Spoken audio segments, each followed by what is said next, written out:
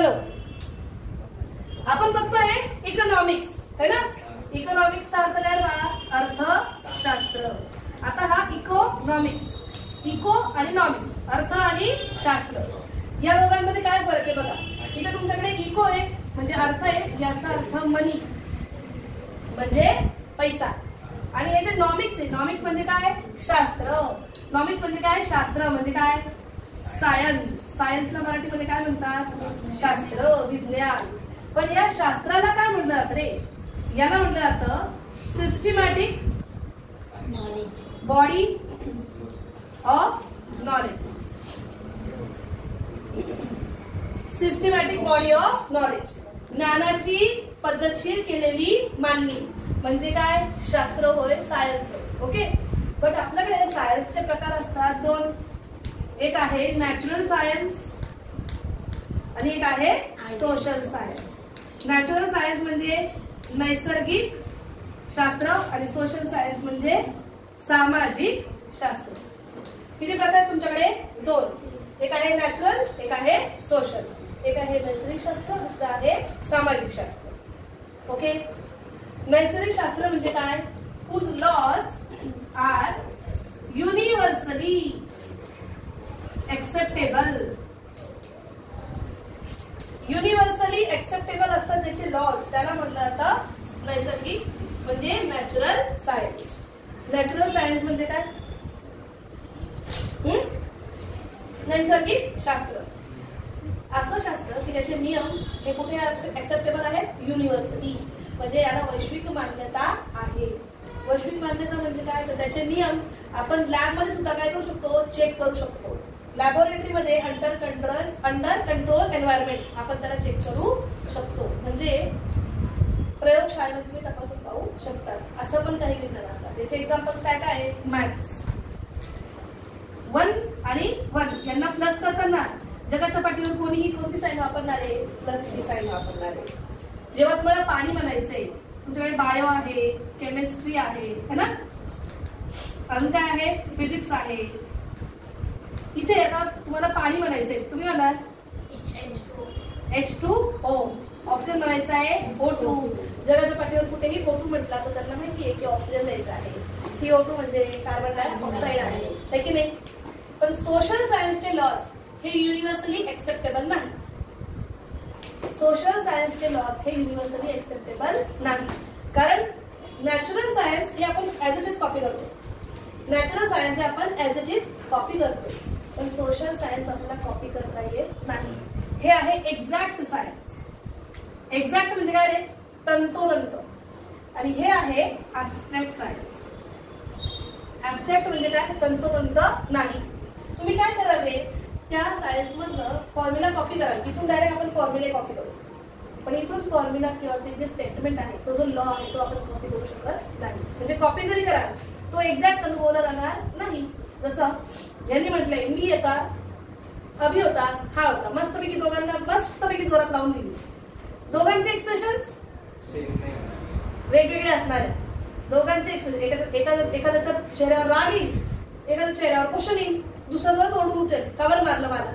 प्रत्येकाचे रिएक्शन कसे वेगळे आहे. म्हणजे social science is not universally acceptable. सामाजिक शास्त्र हे व्यक्ती टू व्यक्ती काय, गल्ली टू गल्ली काय, तुमचं एक देश तो देश म्हणाल, गल्ली टू गल्ली म्हणाल, तर व्यक्ती टू व्यक्ती सुद्धा काय बदलतं, तुमचं सोशल सायन्स बदलतं. So laws of social science are not universally acceptable. याचं वैश्विक मान्यता आहे का, नाहीये. एक्झॅक्ट सायन्स नाहीये. हे काय आहे, ऍब्स्ट्रॅक्ट सायन्स आहे. It is not a law, it is just a statement. इथे आहे ते लॉज आहेत, पण इथे जे आहे ते स्टेटमेंट आहे. की नॉर्मली किंमत वाढली की लोक काय करतात, मागणी कमी करतात. पण दर वेळेला असं होईलच असं आहे का, नाहीये. म्हणलं laws of social science are not exact. हे कधीही एक्झॅक्ट असत नाही. युनिव्हर्सल एक्सेप्टन्स याला नाही. सामाजिक शास्त्राच्या नियमांना युनिव्हर्सल एक्सेप्टन्स म्हणजे आपण त्याला काय म्हणतो, वैश्विक मान्यता आहे का, नाही. ह्याचे एक्झाम्पल बघा. एक आहे मेंटल बिहेवियर ऑफ ह्युमन, एक आहे सोशल बिहेवियर ऑफ ह्युमन आणि एक आहे economic behaviour of human. Mental behaviour मानसिक वागणूक व्यक्तीची, सोशल बिहेवियर व्यक्तीची सामाजिक वागणूक आणि इकॉनॉमिक बिहेवियर फायनान्शियल बिहेवियर म्हणजे व्यक्तीची आर्थिक वागणूक. म्हणजे आता बघा ह्या चक्रमला ओरडले पण भाऊ हसतोच. मेंटल बिहेवियर शिकायला तुम्ही काय वापरता? सायकोलॉजी, मानसशास्त्र तू शिकती ना. नंतर सोशल बिहेवियर म्हणजे काय? सामाजिक शास्त्र. सोशियोलॉजी म्हणजे रस्त्याने आपण चाललोय आणि एखादा पडला, काही लोक त्याला पडला म्हणून हसतात, काही लोक त्याचा व्हिडिओ काढतात आणि काही लोक त्याला मदत करायला जातात. समाजात प्रत्येकाची वागणूक कशी असते? वेगवेगळी असते. त्याला म्हणलं जातं सोशियोलॉजी. आणि नंतर आहे इकॉनॉमिक्स. व्यक्तीचं इकॉनॉमिकल बिहेवियर चेक करतं, ते आहे इकॉनॉमिक्स. म्हणून इकॉनॉमिक्सला म्हटलं जातं economic is a social science. अर्थशास्त्र हे काय आहे? सामाजिक शास्त्र आहे. Economics is a social science. अर्थशास्त्र हे काय आहे? सामाजिक शास्त्र आहे. हे राहील का लक्षात? नक्की. पण हा जो इकॉनॉमिक्स आहे तुमचा हा जो इकॉनॉमिक्स आहे तो एका वर्ड पासून आलाय रे. इकॉनॉमिक्स आहे ना, इकॉनॉमिक्स त्याचे मोस्टली वर्ड्स हे कोणत्या लँग्वेज पासून घेतलेले आहेत आपल्याकडे? Greek language. कोणती लँग्वेज? Greek language. इकॉनॉमिक्स हा शब्द आला आहे इकॉनॉमिया. काही लोक याला म्हणतात ओइकोनॉमिया. हा काय आहे? आयकोनॉमिया. आयकोनॉमिया किंवा इकॉनॉमिक्स याचा अर्थ काय? माझ्याकडे लक्षात येत आहे म्हणजे मला पटापट शिकवता येईल. आयकोनॉमिया म्हणजे इकॉनॉमिक्स याचा अर्थ काय? तर याचा अर्थ management of household. Management of household म्हणजे कुटुंबाचे व्यवस्थापन. इकॉनॉमिक्सचा हा ग्रीक वर्ड पासून आला. तो ग्रीक वर्ड कोणता? इकॉनॉमिया. ओ सायलेंट आहे याच्यातला. ह्याचा अर्थ काय आहे? Management of household. पण मॅनेजमेंट ऑफ हाऊसहोल्ड म्हणजे काय? तर याचा अर्थ मॅनेजमेंटचा अर्थ काय? व्यवस्थापन. हाऊसहोल्ड म्हणजे काय? कुटुंब. कुटुंबाचे व्यवस्थापन म्हणजे काय? Satisfying unlimited wants with limited resources. मर्यादित संसाधनांपासून अमर्यादित गरजा भागवणे. इकडं मी इथे शिकवते. मर्यादित संसाधनांपासून अमर्यादित गरजा भागवणे. Satisfying unlimited wants with limited resources it's called as management of household. कुटुंबाचे व्यवस्थापन म्हणजे पप्पांचा पगार 15,000. घरातल्या गरजा चिंटूची फी, पिंटूची फी आहे की नाही? चिंटू शेवडा पडला तर शेविंग करायला लागेल मम्माला. आणि हे सगळे किराण्याचे बिल. एवढे सगळे गरजा आहेत आपल्या. गरजा कशा आहे? अनलिमिटेड. पप्पांचा पगार कसा आहे? लिमिटेड. याच्यात तर मम्मी पैसा असा खर्च करते की सेविंग पण उरते. थोडेसे पैसे बाजूला पण काढून टाकते. याची थोडी फी, त्याची थोडी फी, बिल थोडी लावून दी, थोडेसे पैसे सेव्हिंगला. म्हणजे याचा अर्थ मम्मीने काय केलं? हाऊसहोल्ड मॅनेज केलं, घर मॅनेज केलं, है की नाही? आपल्याला इथं घर नाही मॅनेज करायचं. आपल्याला इथं बघायचंय हिचं नाव काय आहे? इकॉनॉमी. इकॉनॉमी भारताची अर्थव्यवस्था. इकॉनॉमी, इंडियन इकॉनॉमी भारताची अर्थव्यवस्था. ही अर्थव्यवस्था कशी मॅनेज होते ते आपल्याला बघायचंय in economics. Management of household म्हणजे इथं काय करायचंय? अर्थव्यवस्था कशी मॅनेज होते. पण तुम्ही अख्ख्या अर्थव्यवस्थेचा अभ्यास लंबसमली एकत्र दरवेळेस करू शकता का? नाही. म्हणून आपल्याकडे 2 प्रकार आले. एक मायक्रो इकॉनॉमिक्स आणि एक मायक्रो इकॉनॉमिक्स. एक सूक्ष्म अर्थशास्त्र, एक स्थूल अर्थशास्त्र. हे आहे सूक्ष्म अर्थशास्त्र, हे आहे स्थूल अर्थशास्त्र. हे पण आले ग्रीक वर्ड पासून. हे पण आले येते का? ग्रीक वर्ड पासून. याचा अर्थ काय रे? याचा हा आलाय मॅक्रोस या ग्रीक वर्ड पासून आणि हा आलाय इकडे मी इथे मायक्रोस या ग्रीक वर्ड पासून. हा आलाय मॅक्रोस वरून आणि हा आलाय मायक्रोस वरून. कळलं का? इसका अर्थ क्या है? मायक्रो म्हणजे काय? ही एवढी मोठी इकॉनॉमी त्यातल्या एक घटकाचा अभ्यास करतो. त्याला म्हणायचं मायक्रो इकॉनॉमिक्स, सूक्ष्म अर्थशास्त्र. म्हणजे कोणता part? Millionth part of our economy. आपल्या अर्थव्यवस्थेचा लहानात लहान भाग आपण स्टडी करतो. In which economics? मायक्रो. सूक्ष्म अर्थशास्त्रात अर्थव्यवस्थेच्या लहान लहान घटकांचा आपण अभ्यास करतो. कळलं का? आणि जेव्हा तुम्हाला अख्ख्या अर्थव्यवस्थेत महागाई कशी आली हे जेव्हा बघायचंय तेव्हा तुम्ही यूज कराल मॅक्रो इकॉनॉमिक्स. मॅक्रो इकॉनॉमिक्स हा मॅक्रोस या ग्रीक वर्ड पासून आलाय. मग याचा अर्थ मिलियन पार्ट, छोटा भाग, स्मॉलेस्ट पार्ट. तर याचा भाग काय असणार आहे? याचा अर्थ काय असणार आहे? एग्रीगेट पार्ट, लार्ज पार्ट, मोठा भाग. काही लक्षात? नक्की कळलं नाही? एवढी भावना कसली? तुमच्याकडे फर्स्ट पार्ट काय बघा, मायक्रो इकॉनॉमिक्स दिसला का तुम्हाला? जाऊन बघा. दशलक्षावा भाग म्हणजे मिलियन पार्ट, सगळ्यात लहान भाग. जेव्हा मी तुम्हाला म्हटलं पोरांनो या मार्करची किंमत कशी ठरली, तेव्हा तुम्ही मॅक्रो यूज कराल की मायक्रो यूज कराल? जेव्हा मी तुम्हाला म्हटलं या मार्करची किंमत कशी ठरली, तुम्ही स्थूल अर्थशास्त्र वापराल की सूक्ष्म? सूक्ष्म. क्योंकि अर्थव्यवस्थेतला एका मार्कर बनवणाऱ्या कंपनीला बघायचे म्हटल्यावर सूक्ष्म अर्थशास्त्र, मायक्रो इकॉनॉमिक्स. मेरे हाथ में मत लगा तो बहुत मार्क होईल. तिकडे बघा आता हा चक्रम, याला घ्यायचा होता मोबाईल. याचं नाव काय? चक्रम, है की नहीं? चक्रम को क्या लेना था? मोबाइल लेना था. ओके, आईफोन लेना था. चक्रम इज अ पार्ट ऑफ गपसा, हाऊसहोल्ड. चक्रम is a part of household. हाऊसहोल्डला मराठीमध्ये म्हणतात कुटुंब, है की नाही? ए या चक्रमला काय घ्यायचं आहे रे? हा, ही कोण आहे? वस्तू. म्हणजे काय? कमोडिटी. काय म्हणतात त्याला? कमोडिटी. उसको क्या बोलना है? कमोडिटी बोलना है. ही कमोडिटी, ही जी कमोडिटी आहे हिची काय असणार? किंमत. काय असणार? किंमत म्हणजे काय? प्राइस. ही प्राइस द्यायला पप्पांकडे मुळात असलं पाहिजे इन्कम. इन्कम को बोलते उत्पन्न. पप्पांना उत्पन्न कमवण्यासाठी पप्पांना मिळालं काय पाहिजे? सॅलरीला म्हटलं जातं इथं इको लँग्वेज मध्ये वेजेस. म्हणजे काय? वेतन.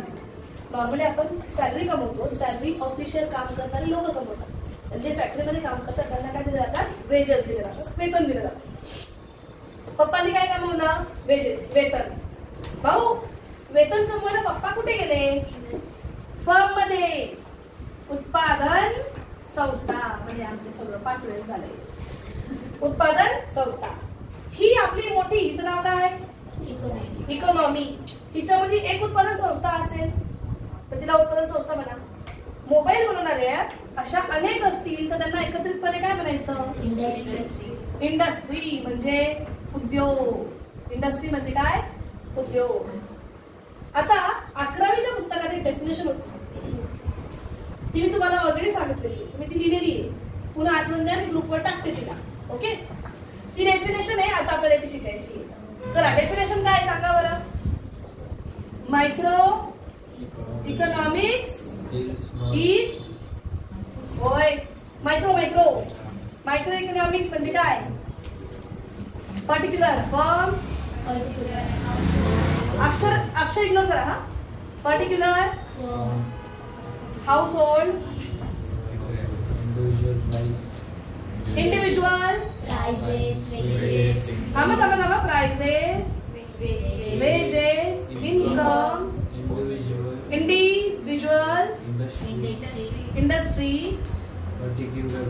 and particular commodity. स्टार्टिंगचं काही लिहिलंच नाही. बोला पुन्हा. Micro economics is a study of particular firms, particular household, individual prices, wages, income, individual industries and particular commodities.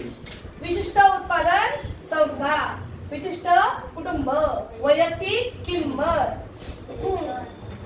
He definition आहे बाळा, 11वीला शिकवली होती. ही कोणत्या काकाने दिली? त्या काकाचं नाव काय? Kenneth Boulding. कोणते काका आहे? त्यांचं नाव काय? केनेथ गोल्डिंग यांनी ही डेफिनेशन दिली. तिचं नाव काय होतं? विशिष्ट उत्पादन संस्था, विशिष्ट कुटुंब, वैयक्तिक किंमत, वेतन, उत्पन्न, वैयक्तिक उद्योग आणि विशिष्ट वस्तूंचा अभ्यास करणारे शास्त्र म्हणजे सूक्ष्म अर्थशास्त्र होय. चला डेफिनेशनला नंबर देऊया. Particular firms, particular household, individual prices, wages, income, individual industries and particular commodities. Again, microeconomics is the study of particular firms, particular household, individual prices, wages, income, individual industries and particular commodities and particular commodities. Again, वाली विशिष्ट उत्पादन संस्था. Particular P म्हणजे विशिष्ट, एकच विशिष्ट उत्पादन संस्था. विशिष्ट कुटुंब, आय म्हणजे वैयक्तिक, वैयक्तिक किंमत, वेतन, उत्पन्न, वैयक्तिक उद्योग आणि विशिष्ट वस्तूंचा अभ्यास करणारे शास्त्र म्हणजे सूक्ष्म अर्थशास्त्र होय. ही एक डेफिनेशन लर्न केली की तुम्हाला ती मायक्रो इकॉनॉमिक्सचा अख्खा लेसन संपणार आहे. Only single definition. डेफिनेशन काय होती पुन्हा सांगा. Micro economics is the study of particular firms, particular household, individual prices, wedges, income, individual industries and particular commodity. विशिष्ट उत्पादन संस्था, विशिष्ट कुटुंब, वैयक्तिक किंमत, वेतन, उत्पन्न, वैयक्तिक उद्योग आणि विशिष्ट वस्तूंचा अभ्यास करणारे शास्त्र म्हणजे सूक्ष्म अर्थशास्त्र होय. विशिष्ट उत्पादन संस्था, विशिष्ट कुटुंब, वैयक्तिक किंमत, वेतन, उत्पन्न, वैयक्तिक उद्योग आणि विशिष्ट वस्तूंचा अभ्यास करणारे शास्त्र म्हणजे सूक्ष्म अर्थशास्त्र होय. भावना पोचली का? नक्की पोचली का? पक्का पोचली? ओके. यात सगळीकडे काय म्हणलं मी? विशिष्ट, पर्टिक्युलर, वैयक्तिक, इंडिव्हिज्युअल. मजा फीचर नंबर 1 वर. चला पळा लवकर. आले का फीचर नंबर 1 वर? फीचर नंबर 1 काय आहे? Study of individual units. नाही, मी तुम्हाला तिथे लिहिलं होतं study of individual economic unit. तिथं इन्व्हेन्शन करा. आपण इन्व्हेन्शन केलंय. Study of individual economic unit, वैयक्तिक आर्थिक घटकांचा अभ्यास होई.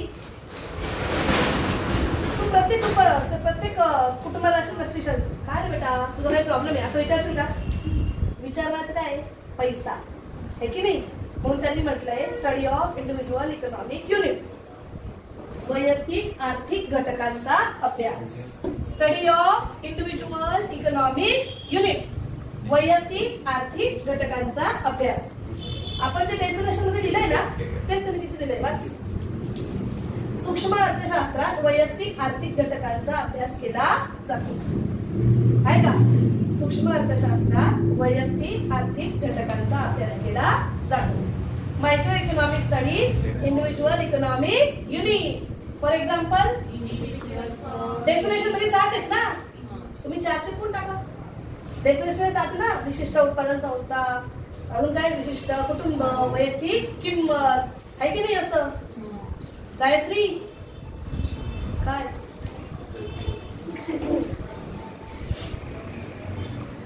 Micro economic studies individual economic unit असं तुमचं फर्स्ट फीचर आहे. सूक्ष्म अर्थशास्त्रात वैयक्तिक आर्थिक घटकांचा अभ्यास केला जातो. आहे का असं वैशिष्ट्य? वाचणं बाळा तिथे. ओके, नक्की का? बरं, आता त्याच्या फीचर नंबर लास्ट वर जा. काय लास्ट फीचर? Limited scope. इथं मी म्हटलं सूक्ष्म अर्थशास्त्र, हिचं नाव काय? इकॉनॉमी. अर्थव्यवस्था, इकॉनॉमी. हिच्यातला एक फर्मचा अभ्यास करायचा आहे. है ना. कोणत्या ह्याच्याने? मायक्रो इकॉनॉमिक्सने, सूक्ष्म अर्थशास्त्राच्या साह्याने. सो सूक्ष्म अर्थशास्त्राची व्याप्ती मर्यादित का मर्यादित? मर्यादित.